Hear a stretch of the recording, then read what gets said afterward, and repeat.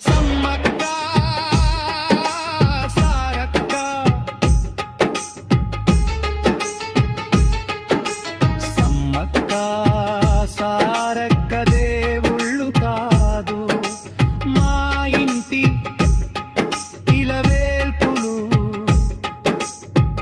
తెలంగాణ అతి పెద్ద జాతర